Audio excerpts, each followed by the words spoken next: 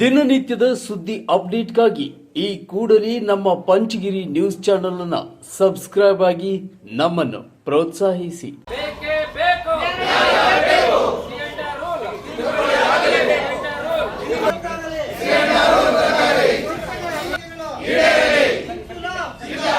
ಕರ್ನಾಟಕ ರಾಜ್ಯ ಪ್ರಾಥಮಿಕ ಶಾಲಾ ಶಿಕ್ಷಕರ ಸಂಘಕ್ಕೆ, ಕರ್ನಾಟಕ ರಾಜ್ಯ ಶಾಲಾ ಶಿಕ್ಷಕರ ಸಂಘಕ್ಕೆ ನಮ್ಮ ಬೇಡಿಕೆಗಳು ತಿದ್ದುಪಡಿ. ಕರ್ನಾಟಕ ರಾಜ್ಯ ಪ್ರಾಥಮಿಕ ಶಾಲಾ ಶಿಕ್ಷಕರ ಸಂಘಕ್ಕೆ, ಕರ್ನಾಟಕ ರಾಜ್ಯ ಪ್ರಾಥಮಿಕ ಶಾಲಾ ಶಿಕ್ಷಕರ ಸಂಘಕ್ಕೆ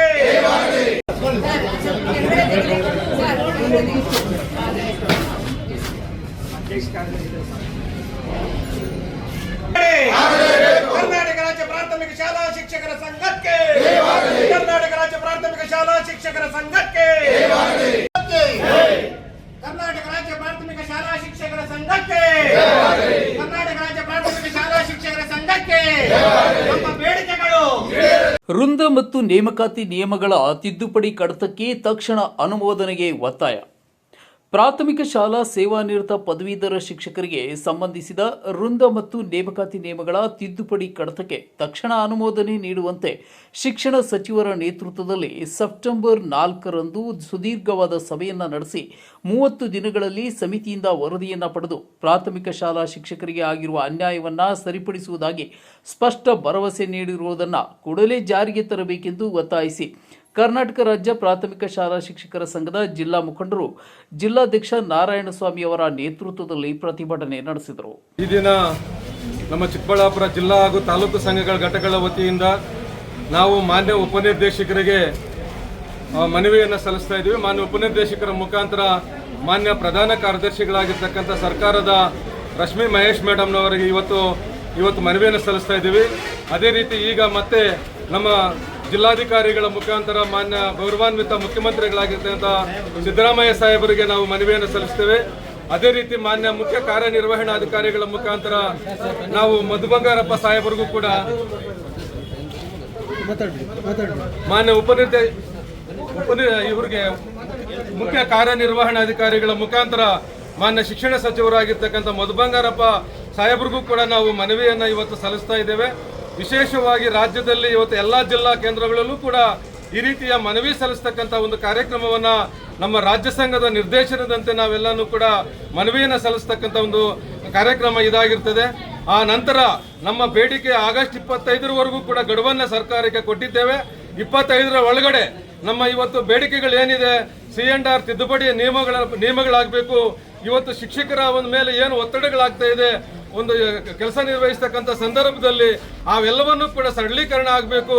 ಮತ್ತೆ ಏನು ಆನ್ಲೈನ್ ವರ್ಕ್ ಆಗ್ತಾ ಇದೆ ಶಿಕ್ಷಕರ ಮೇಲೆ, ಪ್ರಾಥಮಿಕ ಶಾಲಾ ಸೇವಾನಿರತ ಪದವೀಧರ ಶಿಕ್ಷಕರಿಗೆ ಸಂಬಂಧಿಸಿದ ವೃಂದ ಮತ್ತು ನೇಮಕಾತಿ ನಿಯಮಗಳ ತಿದ್ದುಪಡಿ ಕಡತಕ್ಕೆ ತಕ್ಷಣ ಅನುಮೋದನೆ ನೀಡುವಂತೆ ಶಿಕ್ಷಣ ಸಚಿವರ ನೇತೃತ್ವದಲ್ಲಿ 4/9/2024ರಂದು ಸುದೀರ್ಘವಾದ ಸಭೆಯನ್ನು ನಡೆಸಿ 30 ದಿನಗಳಲ್ಲಿ ಸಮಿತಿಯಿಂದ ವರದಿಯನ್ನು ಪಡೆದು ಪ್ರಾಥಮಿಕ ಶಾಲಾ ಶಿಕ್ಷಕರಿಗೆ ಆಗಿರುವ ಅನ್ಯಾಯವನ್ನು ಸರಿಪಡಿಸುವುದಾಗಿ ಸ್ಪಷ್ಟ ಭರವಸೆ ನೀಡಿರುವುದನ್ನು ಕೂಡಲೇ ಜಾರಿಗೆ ತರಬೇಕೆಂದು ಒತ್ತಾಯಿಸಿ ಇಂದು ಚಿಕ್ಕಬಳ್ಳಾಪುರ ಉಪನಿರ್ದೇಶಕರ ಕಚೇರಿಯ ಮುಂದೆ ಸರ್ಕಾರಿ ನೌಕರರ ಸಂಘದ ಜಿಲ್ಲಾಧ್ಯಕ್ಷ ನಾರಾಯಣಸ್ವಾಮಿ ಅವರ ನೇತೃತ್ವದಲ್ಲಿ ಪ್ರತಿಭಟನೆ ನಡೆಸಿ ಉಪನಿರ್ದೇಶಕ ರಮೇಶ್ ಅವರಿಗೆ ಮನವಿ ಸಲ್ಲಿಸಿದ ನಂತರ ಕರ್ನಾಟಕ ರಾಜ್ಯ ಪ್ರಾಥಮಿಕ ಶಾಲಾ ಶಿಕ್ಷಕರ ಸಂಘದ ಜಿಲ್ಲಾ ಮುಖಂಡರು ಜಿಲ್ಲಾಧಿಕಾರಿಗಳಿಗೆ ಮನವಿ ಸಲ್ಲಿಸಿದರು.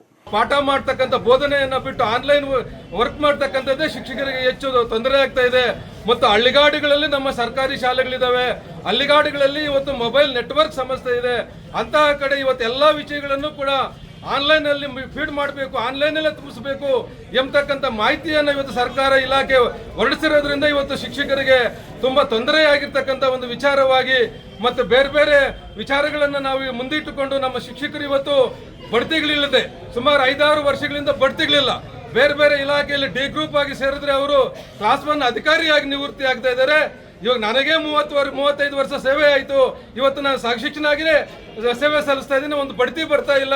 ಕಾರಣ ಏನಪ್ಪಾ ಅಂದ್ರೆ C&R ತಿದ್ದುಪಡಿ ಆಗಬೇಕು. ಅದು ನಿಯಮ ಬದಲಾವಣೆ ಆಗದೆ ಇದ್ರೆ ಸರ್ಕಾರದಲ್ಲಿನೇ ನಮಗೆ ಅದು ತೊಂದರೆ ಆಗ್ತಾ ಇರೋದ್ರಿಂದ ಸರ್ಕಾರ ಎಚ್ಚೆತ್ತುಕೊಂಡು, ಇಲಾಖೆ ಎಚ್ಚೆತ್ತುಕೊಂಡು ಆದಷ್ಟು ಬೇಗನೆ ನಮ್ಮ C&R ತಿದ್ದುಪಡಿಯನ್ನು ಮಾಡಿ ನಮ್ಮ ಏನು ನಿವೃತ್ತಿ ಆಗ್ತಾ ಇದ್ದಾರೆ ಶಿಕ್ಷಕರಿಗೆ ಅವ್ರಿಗೆ ಆರ್ಥಿಕ ವಂಚನೆ ಆಗ್ತಾ ಇದೆ. ಒಬ್ಬ ಶಿಕ್ಷಕ ನಿವೃತ್ತಿ ಆದ ನಮಗೆ ಬರೋದು 2 ಬಡ್ತಿ.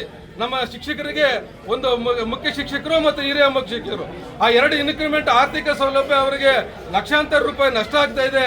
ಮತ್ತೆ ಸಂತೋಷ ಪಡ್ತಕ್ಕಂಥ ವಿಚಾರನೂ ಇಲ್ಲ. ರಿಟೈರ್ಡ್ ಆಗ್ಬೇಕಾದ್ರೆ ನಾನೊಬ್ಬ HM ಅಂತ ಹೇಳ್ಕೊಳ್ಳೋಕ್ಕೂ ಆಗದೇನೆ ಶಿಕ್ಷಕರಾಗಿ ನಿವೃತ್ತಿ ಆಗ್ತಕ್ಕಂಥ ಸಂದರ್ಭ ಇವತ್ತು ನಮ್ಮ ಪ್ರಾಥಮಿಕ ಶಾಲಾ ಶಿಕ್ಷಕರಿಗೆ ಎದುರಾಗ್ತಾ ಇರೋದ್ರಿಂದ ಈ ಕೂಡಲೇ ಸರ್ಕಾರ ಎಚ್ಚೆತ್ತುಕೊಂಡು ಪದವೀಧರ ಶಿಕ್ಷಕರಿಗೆ ಸಂಬಂಧಿಸಿದ ವೃಂದ ಮತ್ತು ನೇಮಕಾತಿ ನಿಯಮಗಳ ತಿದ್ದುಪಡಿ ಕಡತಕ್ಕೆ ತಕ್ಷಣ ಅನುಮೋದನೆ ನೀಡಿದ್ದಾರೆ. ಈ ಬೇಡಿಕೆಗೆ ಕಾನೂನು ಇಲಾಖೆ ತಮ್ಮ ಸ್ಪಷ್ಟ ಅಭಿಪ್ರಾಯವನ್ನ 2 ಸಲ ನೀಡಿದ್ದು, ಸಿಬ್ಬಂದಿ ಮತ್ತು ಆಡಳಿತ ಸುಧಾರಣೆ ಇಲಾಖೆಯೂ ಕೂಡ ತಮ್ಮ ಅಭಿಪ್ರಾಯ ನೀಡಿದೆ. ಆದರೆ ಆರ್ಥಿಕ ಇಲಾಖೆ ತಮ್ಮ ಅಭಿಪ್ರಾಯ ನೀಡಬೇಕಾಗಿದ್ದು, ಸರ್ಕಾರ ಮೇಲಿನ ಎಲ್ಲ ಇಲಾಖೆಗಳಿಂದ ಅಭಿಪ್ರಾಯವನ್ನು ಪಡೆದು ಸಚಿವ ಸಂಪುಟದ ಅನುಮೋದನೆ ನೀಡಿ ಪ್ರಾಥಮಿಕ ಶಾಲಾ ಶಿಕ್ಷಕರಿಗೆ 2025 ಆಗಸ್ಟ್ 25ರೊಳಗೆ ನ್ಯಾಯ ಒದಗಿಸಬೇಕೆಂದು ಒತ್ತಾಯಿಸಿದರು. ಈ ಸಂದರ್ಭದಲ್ಲಿ ಸಂಘದ ಪ್ರಧಾನ ಕಾರ್ಯದರ್ಶಿ ಅಶೋಕ್ ಕುಮಾರ್, ಉಪಾಧ್ಯಕ್ಷ ಪ್ರಭಾತಮ್ಮ ಅಮರ್, ಶಶಿಧರ್, ರೆಡ್ಡಪ್ಪ, ಶ್ರೀನಿವಾಸ್, ರಮೇಶ್, ರವಿಕುಮಾರ್, ಚಂದ್ರಮ್ಮ, ಬಾಲಾಜಿ ಸೇರಿದಂತೆ ಮುಂತಾದವರು ಉಪಸ್ಥಿತರಿದ್ದರು. ವೃಂದ ಮತ್ತು ನೇಮಕಾತಿಗಳನ್ನ ಬದಲಾವಣೆ ಮಾಡಿ ಬಡ್ತಿಗಳನ್ನ ಕೊಡಬೇಕು. ಇವತ್ತು ಏನು ಎಲ್ಲ ವರ್ಕ್ಗಳನ್ನ ಎಲ್ಲ ಕೆಲಸಗಳನ್ನ ಮತ್ತು ಮಕ್ಕಳ ದೃಷ್ಟಿಯಿಂದ ನಾವೆಲ್ಲ ಮಾಡ್ತಾ ಇದ್ದೀವಿ, ಸಂತೋಷ ಮಾಡ್ತೀವಿ. ಇನ್ನ ಅಷ್ಟು ಕೆಲಸ ಕೊಟ್ಟರು ಮಾಡ್ತಕ್ಕಂಥ ಶಕ್ತಿ ನಮ್ಮ ಶಿಕ್ಷಕರಿಗಿದೆ. ಆದ್ರೆ ಇವೆಲ್ಲವನ್ನೂ ಕೂಡ ಪ್ರತಿಯೊಂದನ್ನು ಆನ್ಲೈನಲ್ಲಿ ತುಂಬಿಸಬೇಕು ಎಂಬತಕ್ಕಂಥ ಆದೇಶಗಳಿಂದ ಇವತ್ತು ಶಿಕ್ಷಕರು ತುಂಬಾ ನೊಂದಿದ್ದಾರೆ, ಮಾನಸಿಕವಾಗಿ ನೊಂದಿದ್ದಾರೆ. ಬೇರೆ ಬೇರೆ ಶಿಕ್ಷಕರು ತುಂಬಾ ತೊಂದರೆಗೊಳಗಾಗಿದ್ದಾರೆ. ಆ ನಿಟ್ಟಿನಲ್ಲಿ ಇವತ್ತು ಬೇರೆ ಬೇರೆ ಕಾಯಿಲೆಗಳಿಗೆ ತುತ್ತಾಗ್ತಕ್ಕಂಥ ಪರಿಸ್ಥಿತಿ ಎದುರಾಗಿದೆ ಶಿಕ್ಷಕ ಬಂಧುಗಳು ತಮ್ಮ ನಿವೃತ್ತಿ ಅಂಚಿನಲ್ಲಿ.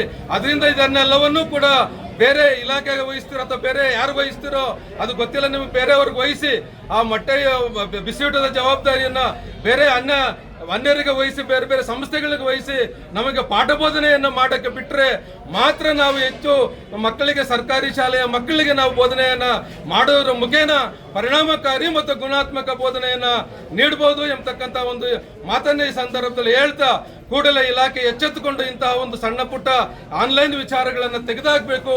ಬೇರೆ ಬೇರೆ ವಿಚಾರಗಳನ್ನೆಲ್ಲನೂ ಕೂಡ ಅನ್ಯ ಕಾರ್ಯಗಳನ್ನ ಶಿಕ್ಷಕರ ಮೇಲೆ ಒತ್ತಡವನ್ನು ಏರಬಾರದು ಎಂಬತಕ್ಕಂತ ಒಂದು ಮನವಿಯನ್ನು ಈ ಸಂದರ್ಭದಲ್ಲಿ ಮಾಡ್ಕೊಂತ ಸರ್ಕಾರಕ್ಕೆ ಇವತ್ತು ನಾವು ಮನವಿಯನ್ನು ಸಲ್ಲಿಸ್ತಾ ಇದ್ದೀವಿ.